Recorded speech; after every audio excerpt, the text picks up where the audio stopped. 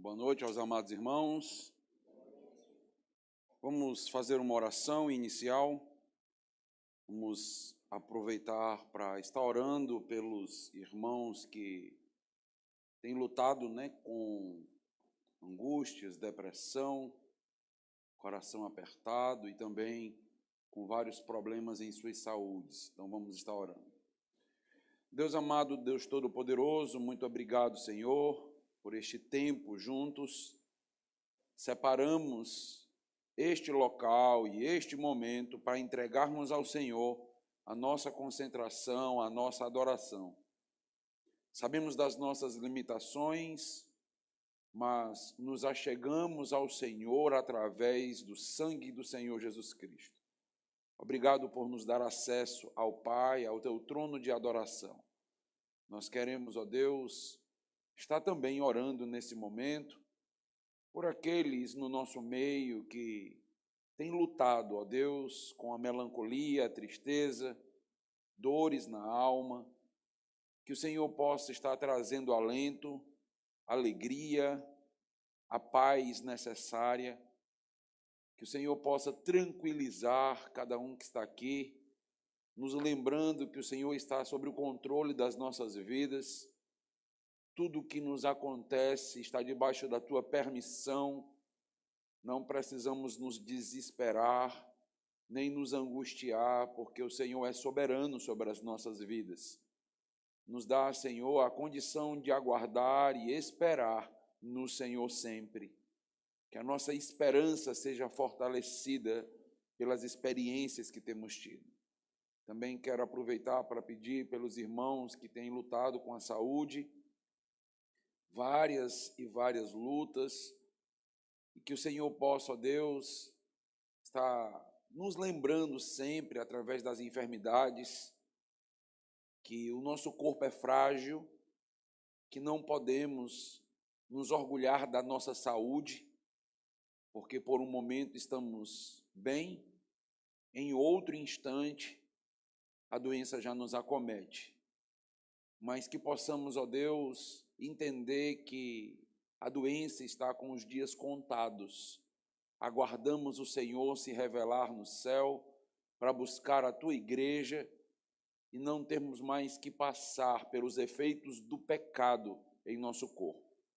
Ó Deus, enquanto isso, dá sabedoria aos médicos, que eles possam, ó Deus, ajudar o teu povo e todas as demais pessoas, aliviando suas dores, acertando os diagnósticos, para que, ó Deus, possa haver cura quando o Senhor desejar e pelo menos alívio das dores em nossas vidas. Em nome de Jesus, amém. Nós estamos na nossa quinta mensagem sobre a teologia da modéstia. Na semana passada, nós começamos a estudar sobre a vestimenta nas Escrituras. Vimos que este tema, roupas, ele só faz sentido por conta do pecado. Com a quebra da ingenuidade do Éden, quebra da pureza e aquela decência que havia nos seres que foram criados, com a entrada do pecado no mundo, surgiu comparações, julgamentos, lascívia, e assim a nudez se tornou um problema para o ser humano pós-queda. No Éden, a nudez expressava intimidade, relacionamento, confiança, mas após o pecado, houve um rompimento nos relacionamentos. O relacionamento de Adão e Eva já não seria da mesma forma. Eles já não se sentiam mais tão à vontade na presença um do outro, nem na presença de Deus. Por conta da nudez, inclusive, tentaram se esconder do Senhor. Vimos que Deus os cobriu com uma espécie de túnica de peles de animais, fazendo um apontamento para o primeiro ato sacerdotal das Escrituras. Não havia morte até aquele momento, e aquelas peles de animais apontava para um sacrifício substitutivo que cobriria a nudez, que cobriria o pecado.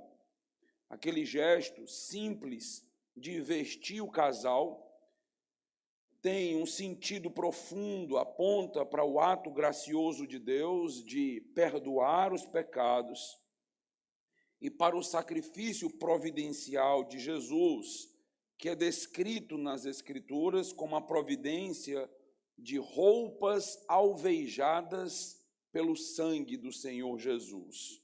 Então, o povo de Deus está agora vestido da pureza do Senhor. É um apontamento para o que nós chamamos de imputação da santidade.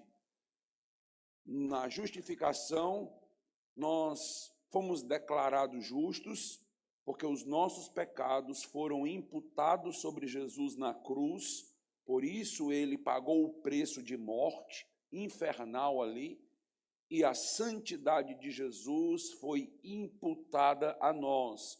Por isso nós podemos ser vistos e declarados como santo nas Escrituras, não por conta dos nossos próprios méritos, mas por conta da santidade do Senhor Jesus. Todas as vezes, então, que nos vestimos, nós deveríamos nos lembrar do simbolismo bíblico e profundo que existe em simplesmente colocar uma roupa sobre a nossa nudez. Isto aponta para as vestimentas espirituais. Cobrir a nudez física é um apontamento para cobrir a nudez espiritual, é um apontamento para a salvação nas Escrituras. Vimos, então, que o propósito das roupas é cobrir. Este é o propósito principal. A roupa, ela pode ter vários propósitos, o propósito, inclusive, do embelezamento, etc. Mas o propósito principal é cobrir, de acordo com as Escrituras.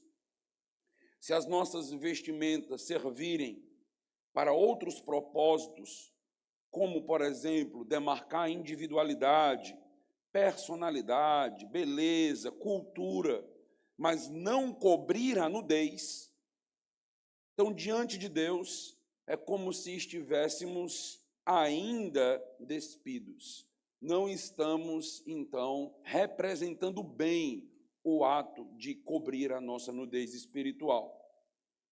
Devemos lembrar que a seleção de roupas que nós fazemos, o investimento, inclusive material, que fazemos em roupas, diz algo sobre nós e transmite uma mensagem para todos aqueles que nos veem e nos cercam. Nós somos lançadores de moda, mesmo que não queiramos, mesmo de uma maneira que não é intencional. Nós sempre vamos representar algo ao nos vestir. Os modelos de roupa que as pessoas se utilizam refletem o seu tipo de corpo, reflete sexo, etnia, raça, um contexto familiar, reflete idade, localização geográfica, a própria condição socioeconômica define e demarca vestimentas, a cultura que nós estamos inseridos e etc. E nós, crentes, além de todos esses aspectos, nós temos também um aspecto teológico e espiritual das vestimentas. E é isso que nos diferencia da moda secular. É isso que faz com que olhemos para as vestimentas e para as roupas de uma outra forma. Além de levarmos em consideração todos esses aspectos, idade, contexto geográfico, situação socioeconômica, nós temos um aspecto exclusivo que a Bíblia nos concede. Nossas roupas são dimensionadas por nossa teologia. Ter uma teologia que não é útil e não molda os aspectos básicos e práticos da vida é o mesmo que não ter uma teologia. Precisamos ter uma teologia ativa, prática e vivencial. A vestimenta, meus irmãos, é uma linguagem. Pense um pouco sobre o que eu estou dizendo. Existem roupas, por exemplo, para várias ocasiões diferentes, com o propósito de comunicar algo diferente. Por exemplo, nos vestimos de uma determinada maneira e modo específico quando estamos de luto. E não é só uma roupa ali. É uma espécie de exposição de emoções profundas que está sendo caracterizada por nossas vestimentas. Nós nos vestimos de determinada forma no luto porque queremos intencionalmente mostrar nosso quebrantamento, nossa tristeza. E este aspecto de vestimentas evidenciando sentimentos e emoções é, inclusive, um aspecto bíblico. Quando alguém morria, por exemplo, o ato de colocar um pano de saco mostrava tristeza sincera pela perda daquela pessoa. Nós temos vários exemplos nas Escrituras desse tipo de vestimenta. Perceba o que eu estou te dizendo. Eu estou afirmando que determinada vestimenta nas Escrituras declara as nossas emoções e o nosso estado de espírito. Então, quero ver com os amados irmãos alguns textos que apontam para esta ideia da vestimenta em um momento de tristeza e quebrantamento. Veja 2 Samuel, capítulo 3, versículo 31. Davi ali vai levantar um lamento em relação à morte de Abner, que era o comandante do exército de Saul. 2 Samuel, capítulo 3, versículo 31.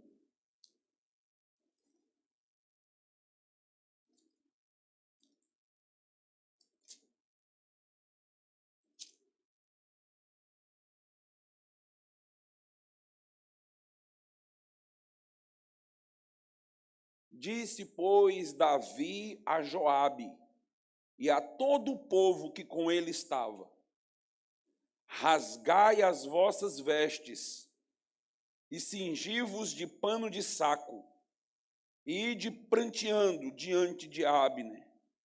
E o rei Davi ia seguindo o féretro. Nós percebemos que havia uma maneira pública de evidenciar uma imagem de tristeza, de quebrantamento nas Escrituras.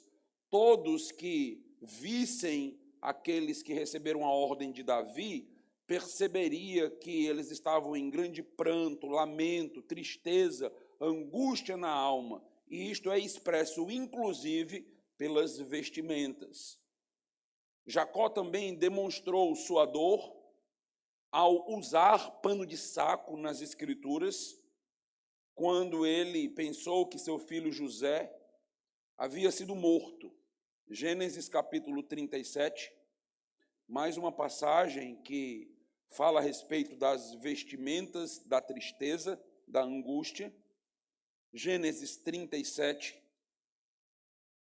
versículo de número 34.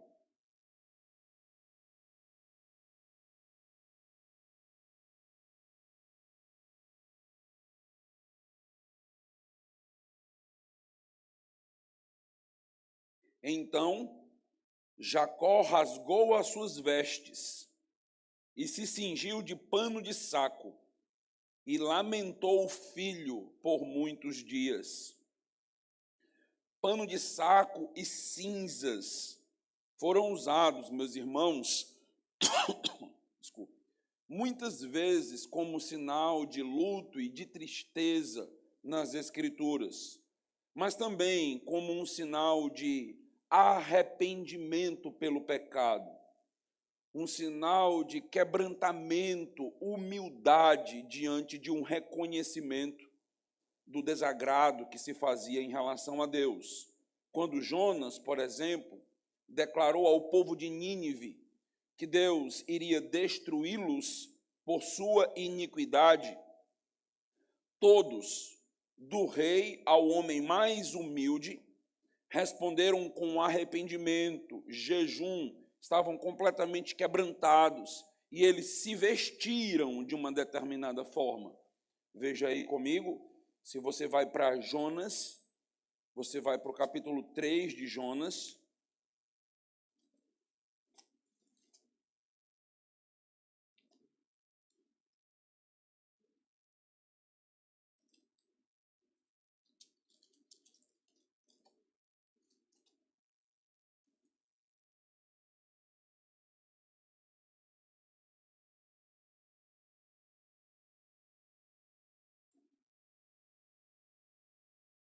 Veja o versículo 5, Jonas 3, versículo 5.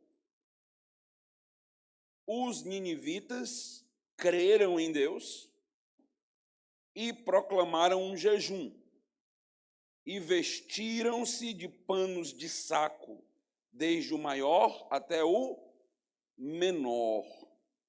Pano de saco e cinzas, eles eram usados como um sinal externo da condição interna de quem os usava. A roupa aqui comunicando as emoções, a roupa comunicando os sentimentos, os afetos. Tal símbolo tornava visível a mudança de coração e demonstrava, meus irmãos, a sinceridade do sofrimento e ou do arrependimento. É interessante perceber a teologia relacionada às vestimentas, à roupa, como nós vimos na mensagem passada, cobrir a nudez era um símbolo representativo da salvação. E existe uma outra expressão nas Escrituras, também relacionada às roupas, que diz respeito ao perdão de Deus. Veja Salmo, capítulo 30, versículo de número 11.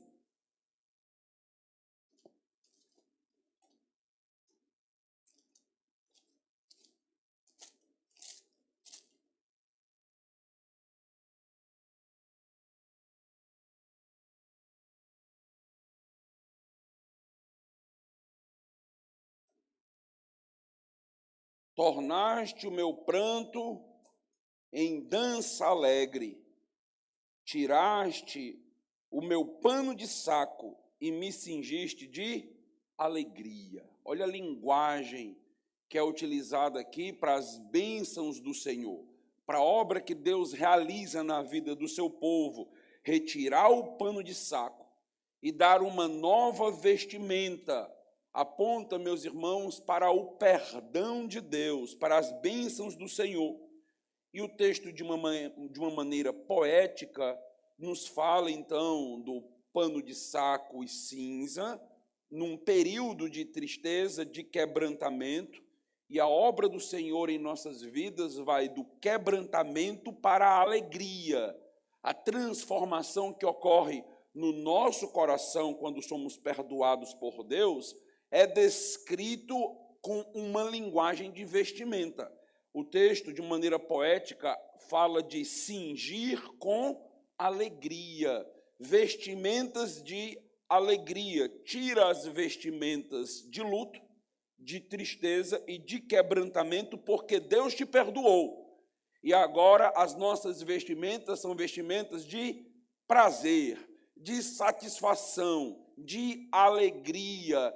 Então perceba que a própria mudança que é ocasionada por Deus na vida do seu povo, da tristeza para a alegria, ela é marcada ou demarcada nas Escrituras pela linguagem das vestimentas.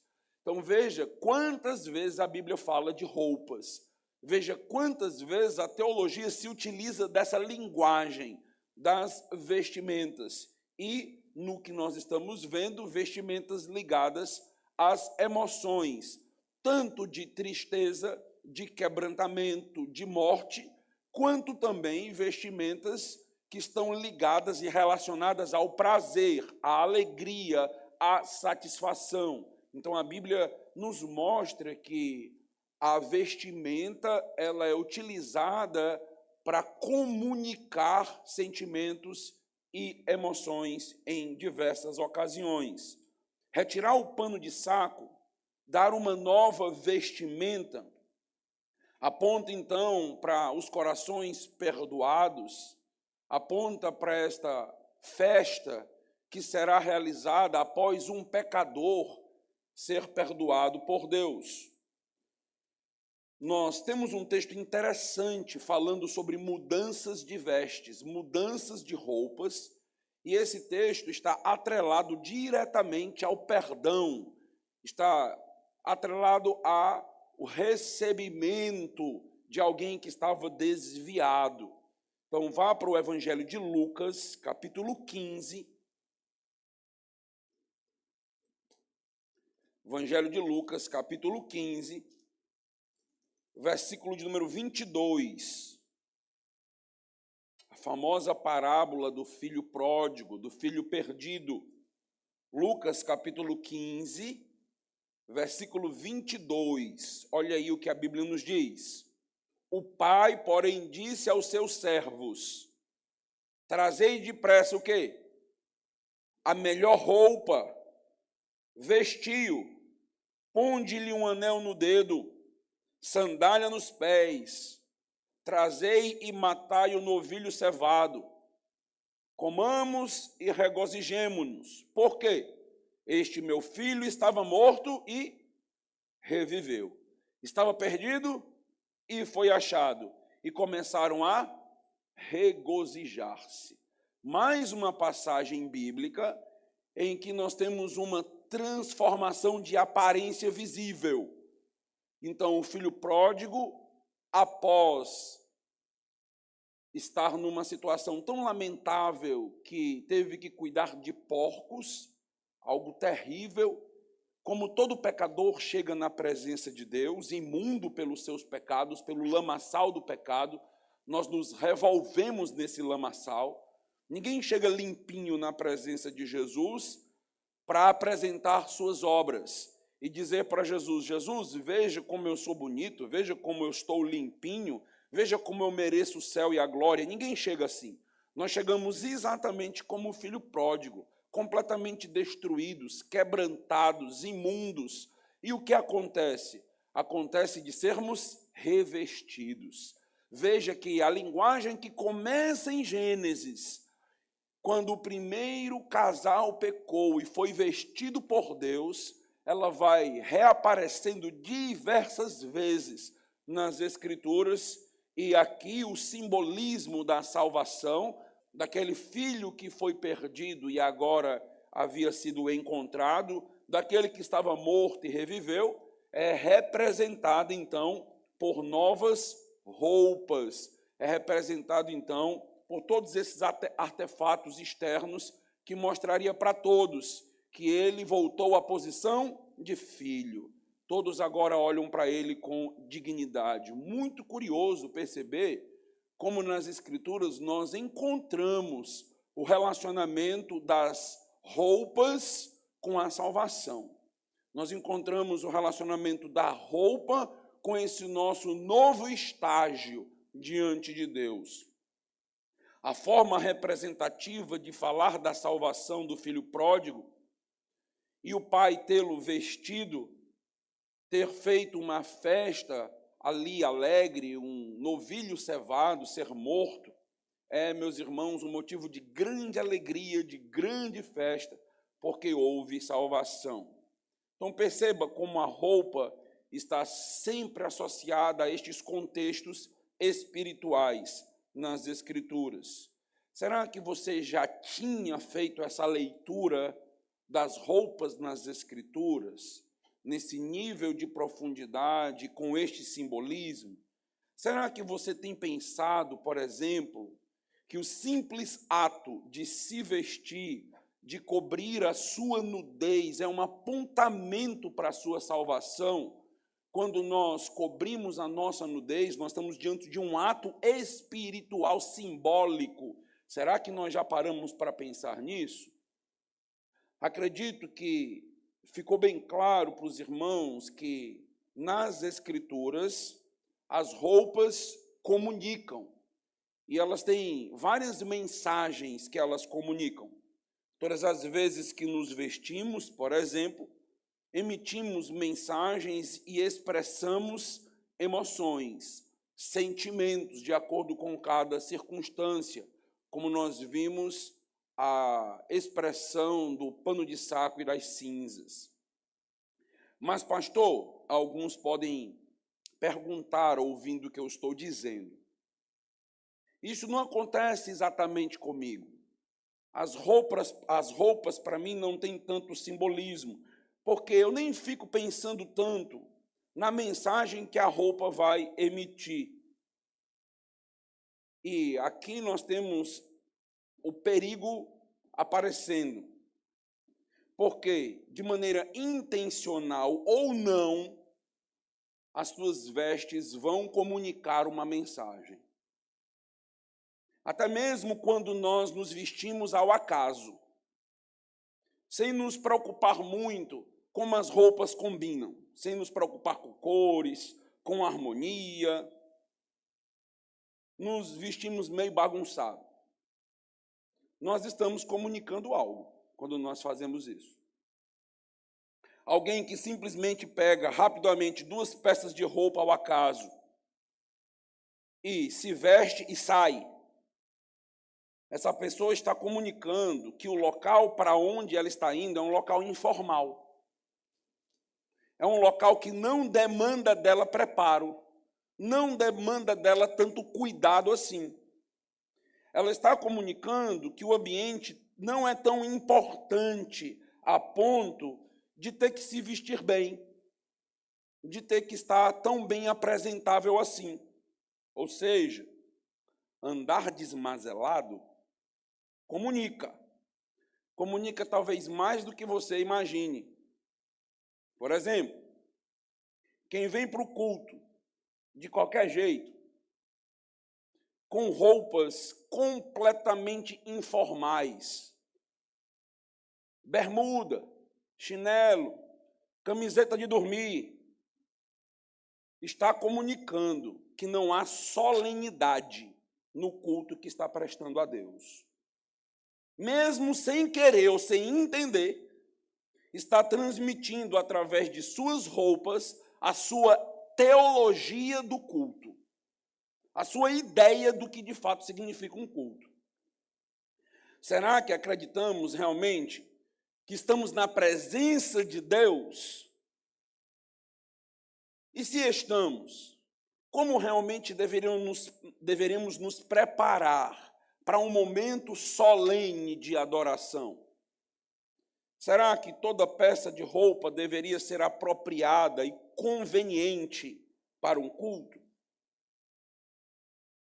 Nos apresentaríamos diante de grandes autoridades, pleiteando causas importantes de qualquer forma? É curioso, meus irmãos, que até quando nós estamos querendo, na fase de querer impressionar uma garota, né? Um garoto ali, uma das coisas que nós fazemos é caprichar na roupa. Às vezes, a moça leva horas ali pensando se ela vai estar bem apresentável para o garoto, se a sua imagem vai ter boa aceitação, se vai provocar admiração. Pense numa entrevista de trabalho. Se realmente estamos querendo aquela vaga, será que nós iremos para a entrevista lá no RH vestido de qualquer maneira e de qualquer forma? Por que não? Eu nem estou falando aqui de sensualidade, mas de excesso de informalidade. É disso que eu estou falando. Nós não podemos tratar Deus e seu culto de qualquer forma. O que nós entregamos a Deus é proporcional à visão que temos de Deus. Se nós entregamos pouco para Deus, é porque nós enxergamos um Deus muito pequeno. Se nós entendemos que devemos entregar a nossa concentração, o nosso melhor para o Senhor, é porque, de fato, entendemos o seu valor e a sua grandeza. Este foi um erro do povo de Israel. Perdeu a visão de quem era Deus e começou a adorar o Senhor de qualquer jeito, de qualquer forma. E foram confrontados pelo Senhor. Deixe-me abrir uma passagem para os irmãos perceberem. Veja Malaquias, capítulo 1, versículo 8. Último livro do Antigo Testamento. Malaquias, capítulo 1, versículo 8. Veja que passagem confrontadora.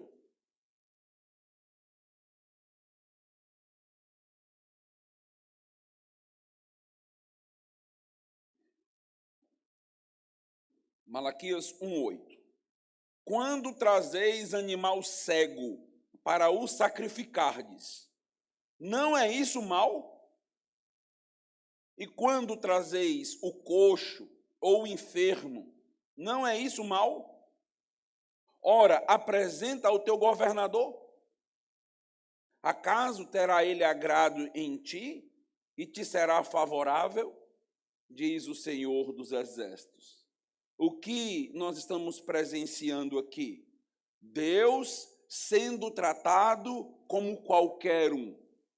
Deus sendo tratado como inferior a uma autoridade terrena. O que será que estamos entregando a Deus? Como tem sido o nosso culto ao Senhor? Como será que estamos tratando as coisas de Deus? Por que tanta informalidade e até banalização por parte de alguns na vestimenta do povo de Deus para prestarem culto ao Senhor? Será que perdemos o entendimento da mensagem que comunicamos com a nossa roupa, com as nossas vestes? Ou será mesmo que estamos evidenciando que Deus não tem nenhum valor para nós e que nós consideramos mais as autoridades do mundo como os governadores do que a pessoa do Senhor? Será que nos arrumamos mais para um amor, para uma garota quando estamos apaixonados do que para o próprio Senhor? São perguntas importantes, são reflexões valiosas. Nós nos preparamos para entregar o nosso melhor para Deus, para nos apresentar na presença do Senhor. Eu tenho tentado aprofundar com os irmãos alguns conceitos valiosos sobre as vestimentas e a teologia da modéstia. Estou mostrando que quando nós falamos de qualquer assunto, nós precisamos recorrer às Escrituras. Vamos falar sobre vestimentas, vamos falar sobre imagem. Nós não podemos nos restringir a uma lista que vai gerar legalismo em um contexto de igreja. Uma lista de proibições, muitas vezes inventadas pelas pessoas. Nós temos a riqueza bíblica para nos nortear em tudo. Inclusive, estamos aprendendo que a Bíblia, ela reorganiza o nosso guarda-roupa. Eu quero ainda desenvolver mais um pouco com os irmãos essa noite. Eu quero ainda pensar em alguns princípios valiosos relacionados à vestimenta. Acabei de mostrar para os irmãos que a nossa roupa comunica e fala muito a respeito das nossas emoções e dos nossos sentimentos. Mas a roupa fala também a respeito de desejos e intenções do coração.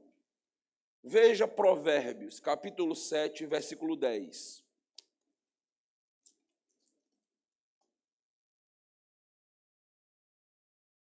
Provérbios, capítulo 7, versículo 10.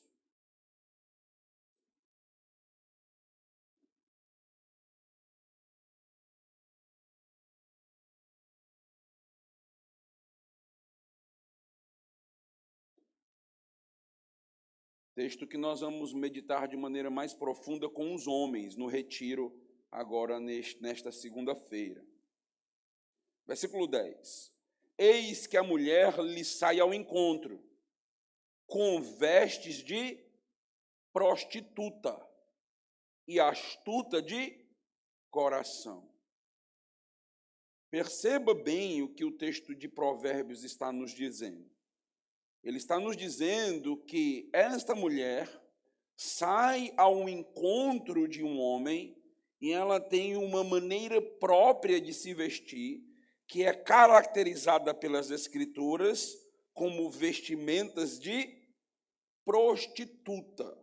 Então, ela tem um desejo no seu coração, o texto fala que ela é astuta de coração, ela tem intenções no coração, e essas intenções, elas são visíveis na sua imagem. A imagem dessa mulher mostra esses desejos do seu coração, desejos pecaminosos e imorais. Eu quero que você note que a Bíblia, quando fala a respeito de vestimentas, ela vai várias vezes caracterizar vestimentas imorais, inclusive nos mostrando que é possível que o povo de Deus acabe se vestindo ou se identificando com vestimentas de prostituição. Veja, por exemplo, a descrição da grande meretriz, a grande prostituta, em Apocalipse capítulo 17. Vai para o último livro da Bíblia. Apocalipse capítulo 17, versículos 4 e 5.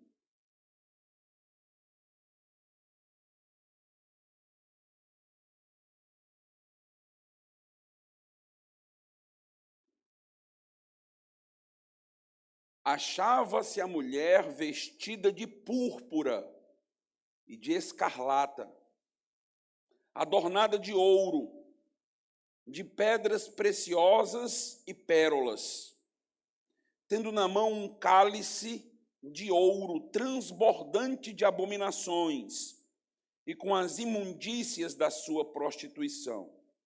Na sua fronte achava-se escrito um nome, um mistério: Babilônia, a grande, a mãe das meretrizes e das abominações da terra. A ideia de perceber estas descrições não é de proibir as mulheres ou os homens de usar, por exemplo, roupas com tons fortes. A ideia não é isso. Não, a mulher não pode usar roupa de cor púrpura ou escarlata, por exemplo, vermelha, porque isso caracterizaria a roupa da prostituição. A ideia não é essa. Pedras preciosas, ouro, pérolas. Então, qualquer mulher que vestir ou usar algum desses acessórios estaria se identificando diretamente com a meretriz ou estaria mostrando um desejo sexual no seu coração? Não, a ideia não é essa. A intenção aqui é apenas alertar o povo de Deus, fazer com que mulheres e homens questionem acerca de suas intenções e desejos lascivos e imorais, que são descritos na Bíblia como transparecendo através das nossas vestimentas e acessórios. Vestimentas e acessórios podem servir a desejos sexuais do coração. Aquela vestimenta, ela pode simplesmente, ou acessório, ser neutro, mas de acordo com o desejo do meu coração, eu posso então me vestir de uma maneira que vai caracterizar pecado nas Escrituras. Roupas e utensílios servem para comunicar desejos, comunicar intenções, é o que a Bíblia está nos mostrando. E por mais que às vezes sejamos ingênuos ao usar determinadas roupas e nem entendamos tanto, nós precisamos ser atentos a essas placas nas Escrituras que nos mostram e nos alertam a respeito do que nós estamos comunicando. É importante prestar atenção nesta descrição que foi feita da grande meretriz em Apocalipse, mencionando suas roupas e suas joias. Por quê? Porque esse texto ele acaba nos esclarecendo, um texto que ele é bem conhecido das mulheres. Abra aí em 1 Timóteo, capítulo 2, versículos 9 e 10. Volta um pouquinho. 1 Timóteo, capítulo 2, versículos 9 e 10.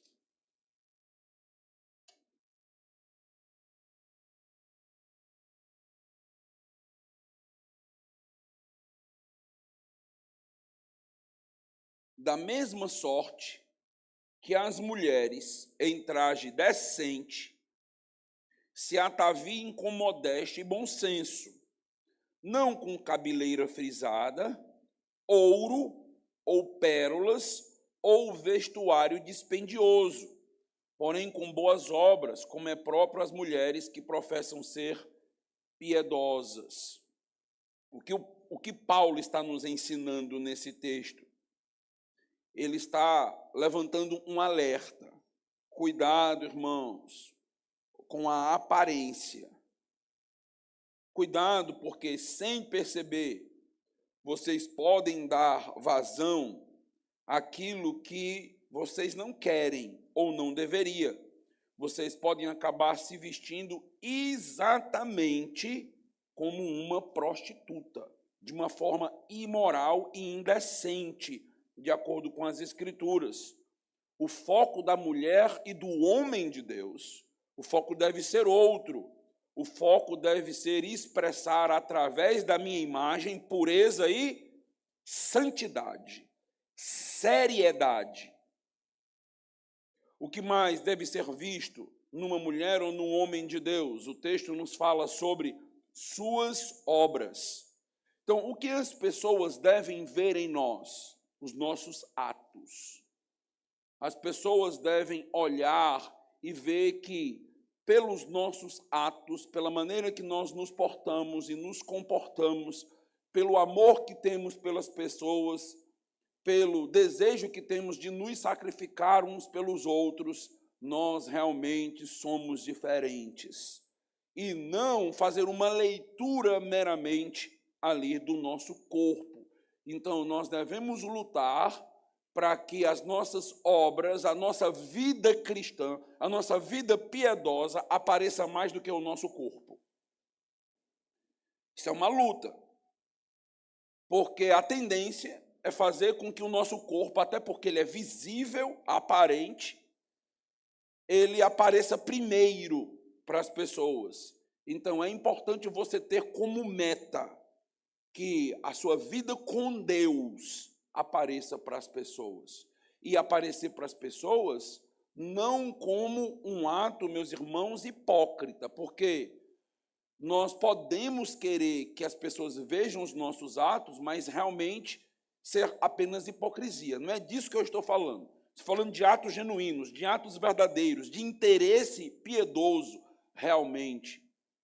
Aqui está o segredo para se escolher uma mulher e um homem de Deus. Certamente tem que haver uma química, né, como nós falamos no popular. Você tem que ter uma admiração pelo físico da pessoa, até porque ao casar você vai ter um relacionamento de intimidade com aquela pessoa. Então não é possível zerar essa área e dizer não tem nada de impulso sexual aqui. Então isso é um outro grande erro, eu já falei sobre isso. Então nós não queremos zerar isso aqui. Mas quando se busca alguém para casar, você vai em busca de uma pessoa que é piedosa e que teme ao Senhor. Você vai olhar, se além de tudo isso for linda, lindo, amém, amém. Mas não é o que conta primeiro. Então, o que conta primeiro para nós é se essa pessoa realmente é aprovada pelo Senhor. Por quê?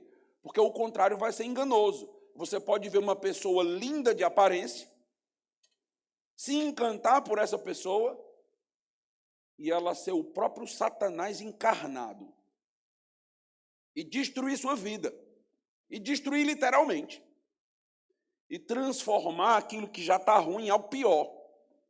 Antes era só a solidão, né? Agora é uma companhia terrível em que você não consegue construir, não consegue crescer, não consegue desenvolver, porque você tem que carregar um fardo nas suas costas com determinados tipos de relacionamento. Então, aqui nós temos algo importante para que seja observado. Pare e pense honestamente. Quais os desejos e intenções que suas roupas comunicam? Quando você está diante do espelho se olhando, o que é que você quer que as pessoas vejam? Mulheres, perguntem aos seus maridos: como eu estou vestida? O que eu estou comunicando? Maridos, perguntem às suas mulheres: será que eu estou expondo o meu corpo? Porque este não é um problema apenas feminino na nossa época. Este também é um problema masculino, principalmente para quem exercita muito o seu corpo em uma academia, que tem desejo quase que incontido de mostrar seus músculos. Isso é um problema sério. Por que você está fazendo isso? Onde você quer chegar com isso? Quem você quer impressionar? Quantas pessoas vão querer te seguir em suas redes sociais e vai gerar problemas na sua vida relacional por conta do seu corpo e admiração do seu corpo? Pense sobre isso. Nem sempre nós vamos conseguir perceber sozinhos o que nós estamos comunicando, o que a nossa imagem está mostrando. Corremos o risco, meus irmãos, de sermos enganados pelo nosso coração e nos vestir de uma maneira a querer atrair os olhos das pessoas em quesito sexual.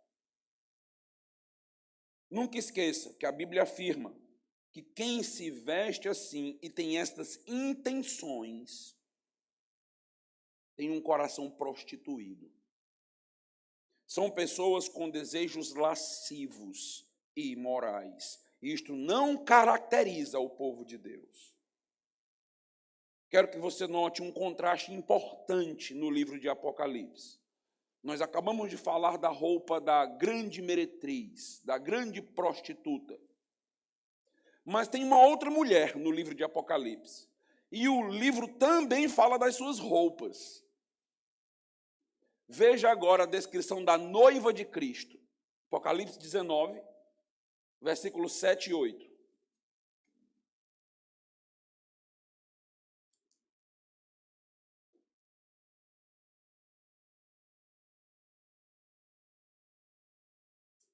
Só abrindo um parêntese aqui, antes de fazer a leitura, lembra que na descrição que foi feita da grande meretriz, ela está vestida com um vestido escarlate, lembra disso? Um vestido vermelho. E o texto nos diz que é simbólico. O que significa ela estar vestida com um vestido escarlate? O texto nos diz que isso aponta para o sangue dos mártires, aponta para violência, pecado. Mais uma vez, a roupa é simbólica. A roupa da grande meretriz simboliza sexualidade, prostituição e violência. Tudo isso está comunicando através da roupa. Veja agora Apocalipse 19, versículos 7 e 8. Alegremo-nos, exultemos e demos-lhe a glória, porque são chegadas as bodas do Cordeiro, cuja esposa a si mesmo já se ataviou, pois lhe foi dado vestir-se de linho finíssimo, resplandecente e puro, porque o linho finíssimo são os atos de justiça dos santos. Perceba o contraste. Note agora que as vestes da noiva de Cristo expressam pureza. Até mesmo o material da roupa é importante para Deus. Perceberam isso? Fala qual é o tipo de material que a roupa foi confeccionada. Ele fala aí sobre o linho finíssimo, representando o quê? Os atos de justiça dos santos. A roupa da grande meretriz é simbólica, é representativa. A roupa da noiva de Cristo é simbólica e também é representativo. Enquanto a grande meretriz é uma mulher que se veste de modo imoral e suas roupas apontam para violência e degradação, a noiva de Cristo se atavia também. A noiva de Cristo se apronta. A ideia de se ataviar, ela se arrumou, ela se preparou para o casamento. Ela se cuida, ela se enfeita. Mas as duas imagens são completamente opostas e diferentes. Na noiva de Cristo, a igreja, a imagem é de santidade. A imagem é de pureza. A imagem são dos atos de justiça. E é exatamente isso que nós queremos expressar através da nossa imagem. É exatamente esta nossa batalha, expressar pureza e atos de justiça nas nossas próprias vestimentas. Amém? Cuidado, investigue, analise sempre o seu coração. O seu coração pode estar te levando a se vestir de uma forma que descaracteriza a noiva pura de Jesus. Isto é grave, isto é incoerência teológica. Com base, então, no que nós estudamos sobre a nudez, muitas mulheres podem argumentar que nem precisam se preocupar muito com esta questão da sensualidade, porque ninguém tem interesse em olhar para elas. E aqui tem outro problema teológico sério. A modéstia, ela não está atrelada ao efeito gerado em outra pessoa. O que haveria de tão interessante, por exemplo, em olhar para as pernas de um sacerdote no Antigo Testamento? Não era pela questão libidinosa em si, mas simplesmente porque a nudez estava sendo mostrada de forma e de modo impróprio. Devemos entender que a nudez pública é um pecado, mesmo que ninguém esteja te desejando. O nosso termômetro não é o desejo que a gente gera nas pessoas, é a desobediência a Deus. Esse é o nosso termômetro de fidelidade ou infidelidade ao Senhor. O modo mais sutil das pessoas encontrarem expor o corpo é, como nem sempre ficar nu ou nua na rua é uma opção, então algumas pessoas optam por roupas muito apertadas. Eu gosto de dizer que é roupa a vácuo.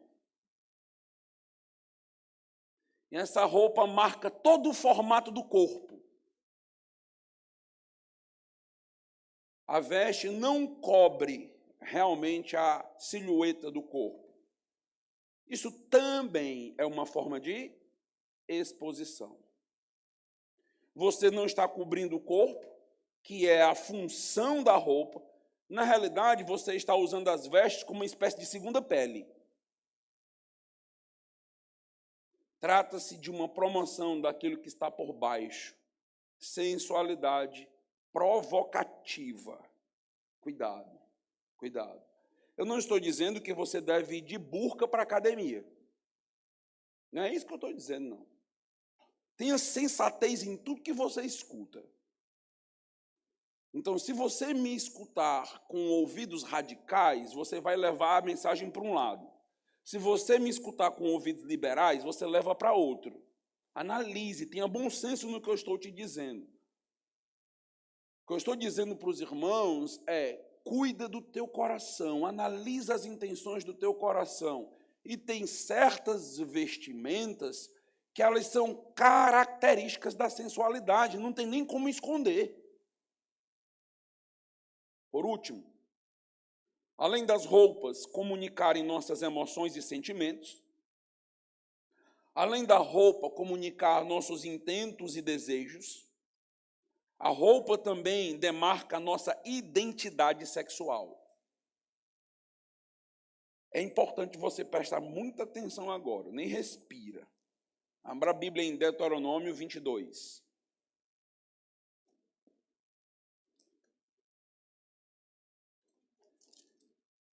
Deuteronômio 22. Olha que prescrição interessante nós encontramos na lei mosaica. Deuteronômio 22, versículo 5.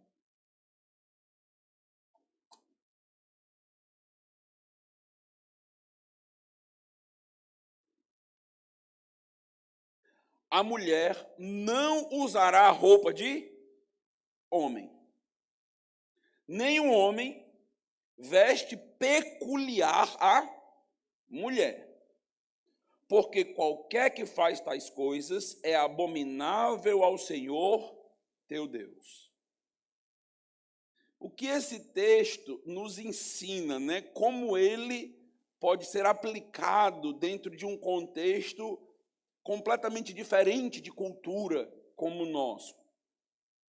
A ideia é a seguinte: mulheres devem vestir roupas que reforcem a sua feminilidade.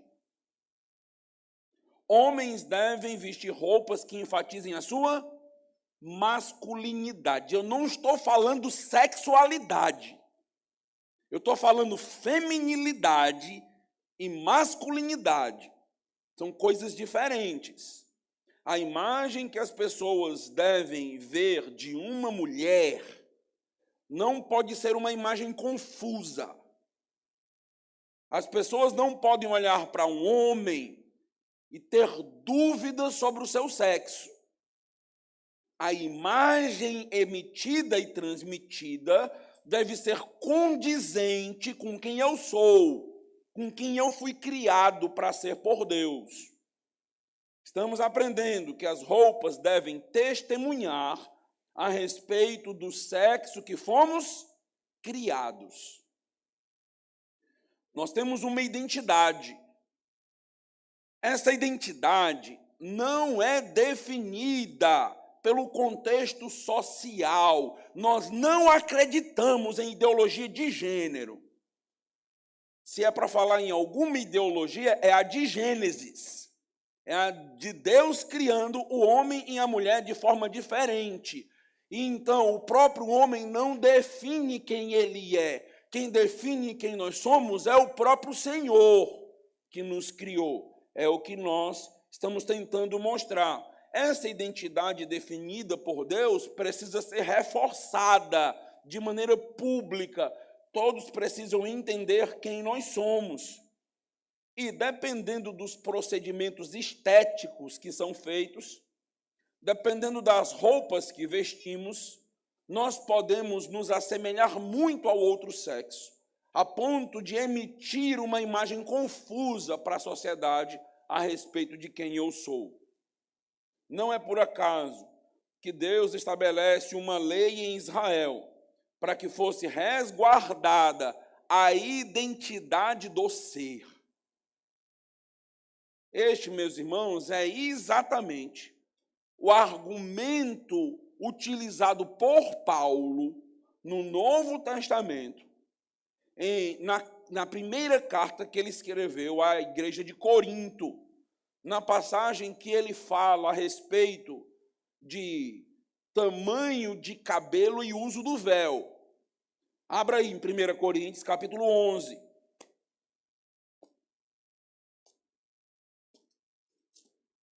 Eu já preguei sobre toda essa passagem, eu quero aqui fazer só um destaque.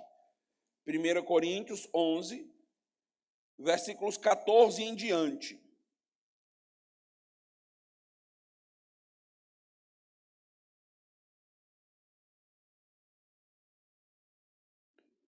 ou não vos ensina a própria natureza ser desonroso para o homem usar cabelo comprido?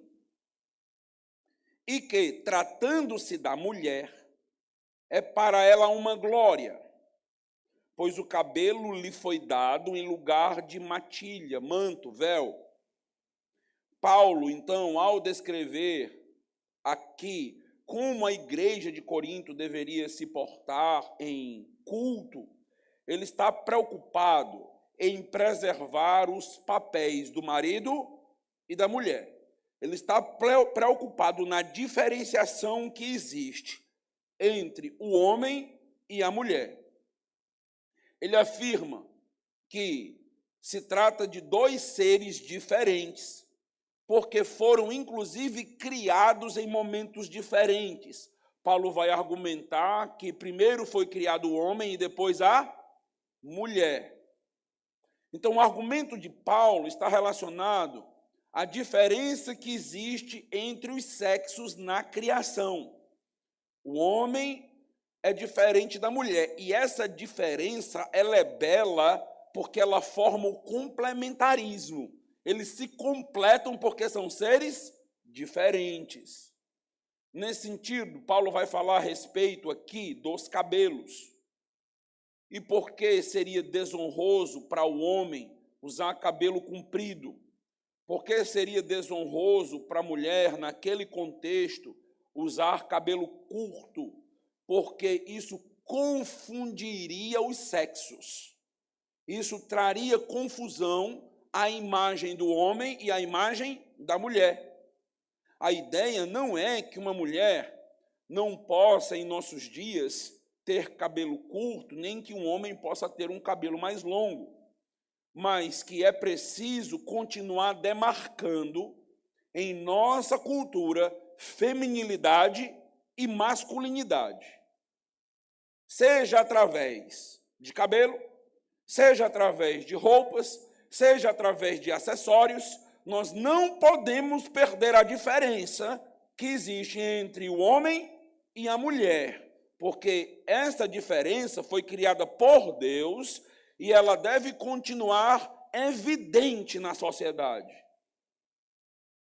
De alguma maneira, a imagem da feminilidade e masculinidade precisa ser preservada, mesmo que haja variação nas culturas, mesmo que aquilo que era preservador de identidade masculina e feminina no contexto de Paulo não seja exatamente nos nossos dias. Mas nós não podemos perder todo e qualquer marcador. Nossa cultura precisa ter esse tipo de marcador. E é uma incumbência do povo de Deus demarcar essa diferença de homem e de mulher, porque nós não podemos esperar isso do mundo. O mundo vai realmente confundir tudo. E quem vai continuar preservando a identidade do homem e da mulher? A Igreja de Cristo, o povo de Deus. Ou seja, roupa comunica a identidade sexual. É o que a gente está vendo lá em Deuteronômio e o que nós estamos vendo, inclusive, com cabelos em 1 Coríntios.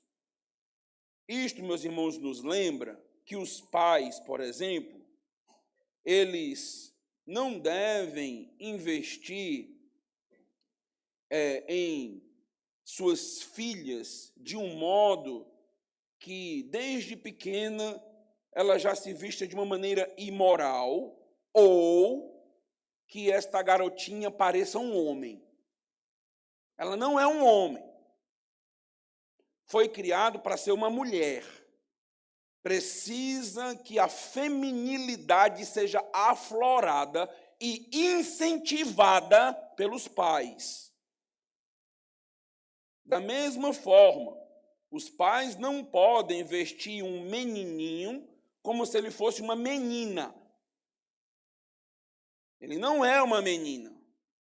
Foi criado por Deus para ser um homem. É um homem em potencial. Perceba isso.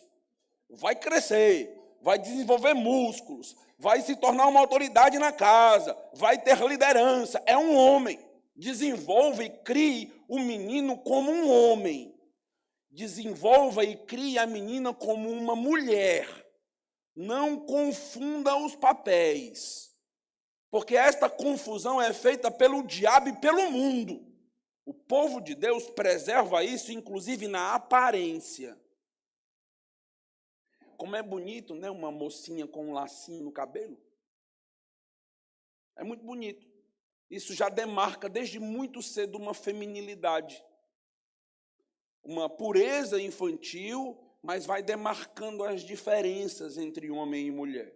Eu acho muito legal quando a gente está naquela fase de vai nascer, é homem ou mulher? E às vezes um casal deseja que seja uma mulher, principalmente as mulheres desejam que seja uma menina, porque ela quer enfeitar. Ela quer preparar, ela quer deixar ela bem bonitinha, as coisas de menina são diferentes e tudo, e é assim mesmo. E deve ser desse jeito mesmo, dessa forma mesmo. De alguma maneira, a imagem da feminilidade e masculinidade precisa ser preservada na cultura. Se a igreja perder a sua voz para dizer isso, quem vai dizer? Ou seja, a roupa comunica e comunica muito. Mas não são só as crianças que devem ser já criadas numa cultura de masculinidade e feminilidade. Os próprios pais devem se vestir de maneira, devem se portar de maneira a não confundir a identidade sexual criada por Deus. Homem precisa ser homem.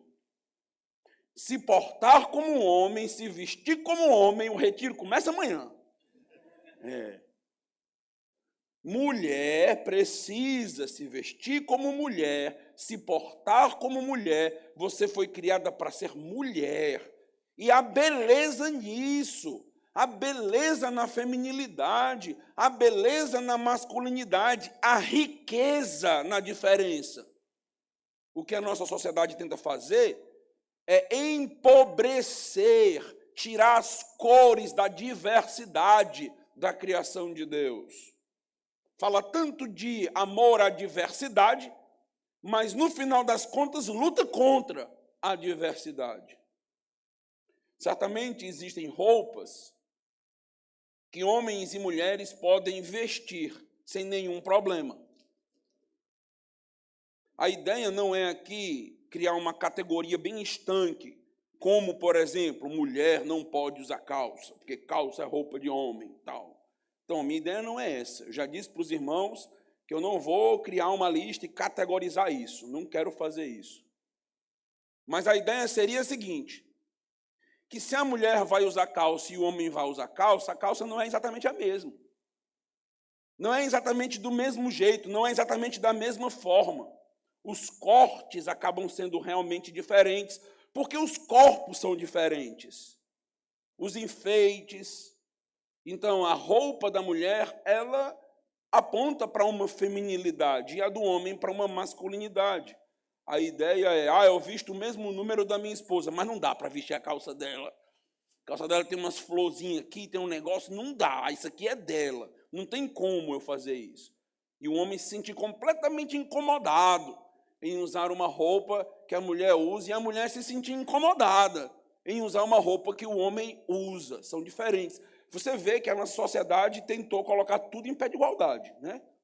Mas não deve ser assim.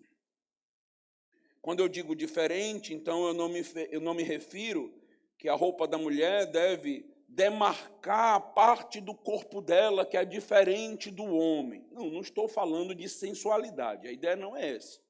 É respeitar o corpo dela, respeitar o corpo dele, mas os dois preservarem ali uma decência bíblica. A ideia é essa aqui.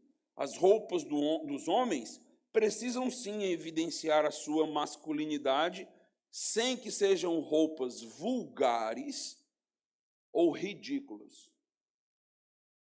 Porque tem muito homem que está achando que está bonito, mas está ridículo. Homens precisam ter cuidado. para não usar roupas que comuniquem sensualidade. Passou a época que a gente falava de modéstia só para mulher. Passou. Ou roupas que só cabem ser usadas por mulheres. Precisamos de bom senso para viver uma teologia bíblica e saudável. Pense, reflita no que você está ouvindo. Se você precisa escutar essa mensagem de novo em casa, escute em oração. Então, para encerrar, vimos vários aspectos aqui importantes sobre a roupa essa noite. Vimos, primeiro, que a roupa comunica sentimentos e emoções. Vimos também que a roupa comunica intenções e desejos.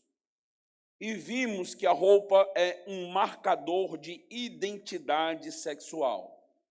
Esses aspectos são bíblicos e precisam ser resgatados e resguardados em nossa cultura. E nunca esqueça que as roupas comunicam a nossa teologia. Vamos orar. Deus amado, Deus Todo-Poderoso, eu agradeço ao Senhor por esta reflexão teológica, por poder, ó Deus, pensar com o teu povo princípios. Nós queremos te agradar sempre, ó Deus. Nós não queremos estar seguindo uma onda cultural e social com uma mente fechada que nem sequer consegue perceber o que estamos fazendo. Nós queremos, ó Deus, te amar com todo o nosso entendimento.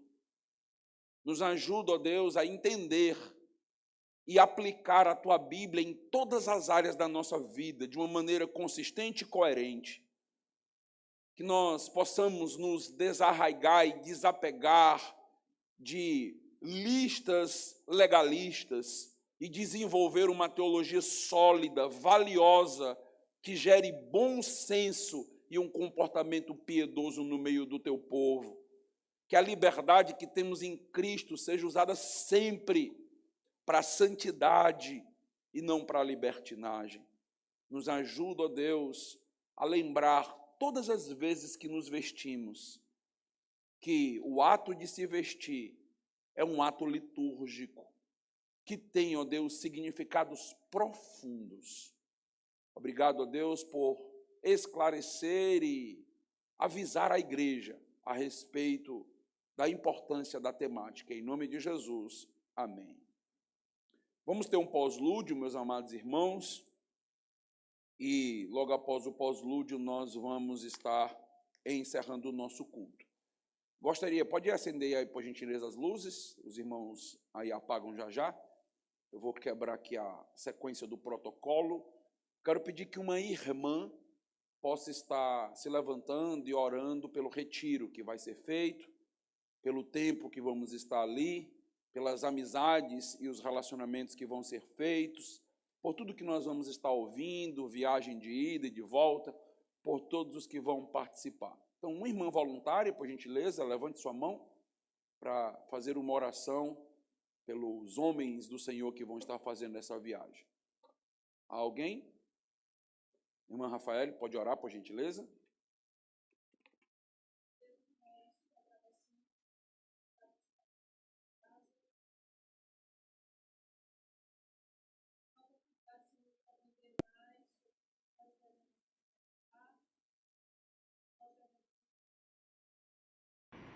Te pedimos pelos homens que estarão se retirando nesses próximos dias, que o Senhor os acompanhe, os guarde de todo mal, de todo homem mau, os guardando, Senhor, na estrada, a caminho daquele local e quando voltarem.